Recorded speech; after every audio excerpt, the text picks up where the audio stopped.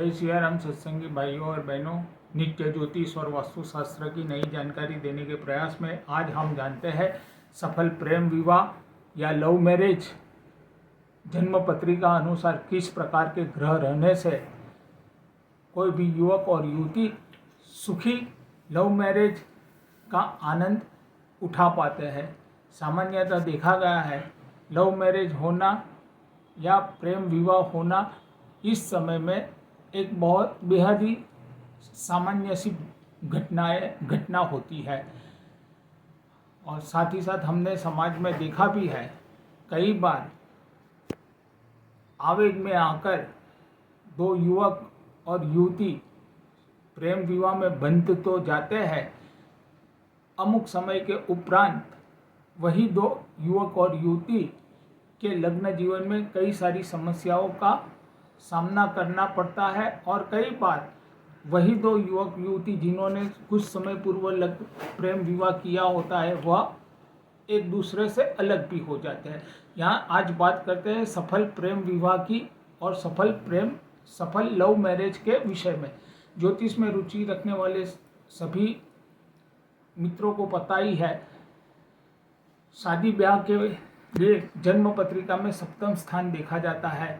बात करें सफल प्रेम विवाह की तो प्रेम लग्न के लिए सप्तम स्थान के साथ साथ पंचम स्थान का भी मजबूत होना बहुत जरूरी होता है। वह पत्रिका फिर युवक की हो या युवती की हो।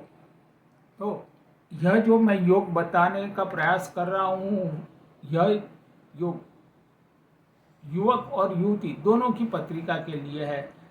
जन्म पत्रिका में कोई भी स्थान में वृश्चिक राशि के मंगल और राहु महाराज की युति होती है तो विश्वास कीजिए वह युवक या युवती निसंदेह प्रेम विवाह करेगा या करता है।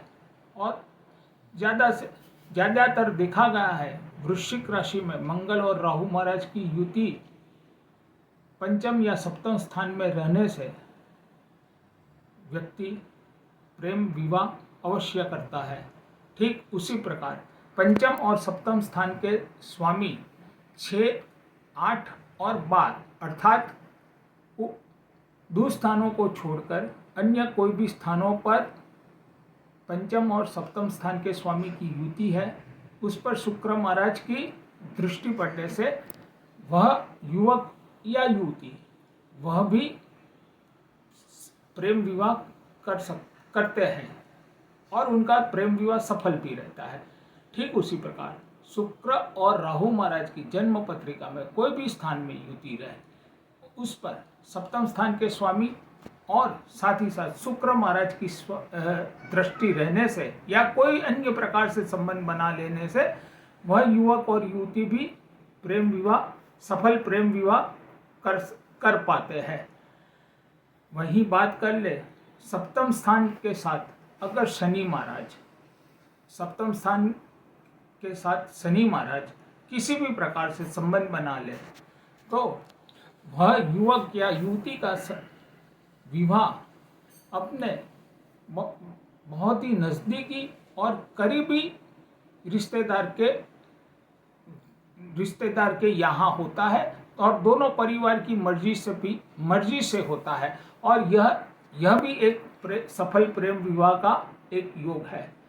लग्न में सूर्य और शनि महाराज रहते हैं और सप्तम स्थान में अगर नेपच्यून ग्रह रहता है तो वह युवक या युवती भी निसंदेह सफल प्रेम विवाह करते हैं।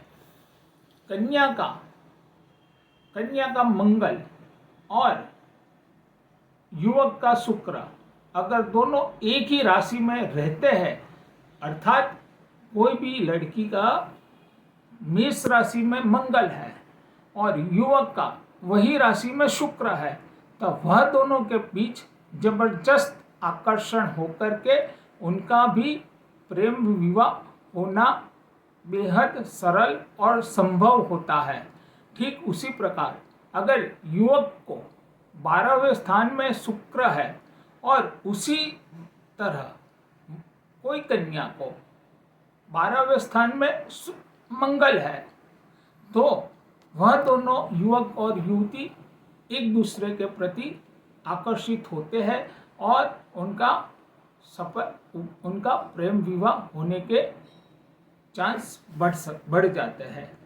यह संक्षिप्त में सफल प्रेम विवाह के योग बताने का प्रयास किया है। इसके उपरांत सच में तो पूरी जन्म पत्री विश्लेषण करने के उपरांत ही अगर कोई भी युवक या युवती अपनी जिंदगी की एक शुरुआत करे तो वो ज़्यादा बेहतर होता है, ताकि आगे चलकर कोई उन्हें दिक्कतों का सामना नहीं करना पड़े। धन्यवाद। जय सिया राम। अगले दिन ज्योतिष और वास्तु की नई जानकारी लेकर के आपके सामने सन्मुख होने का प्रयास करूंगा। जय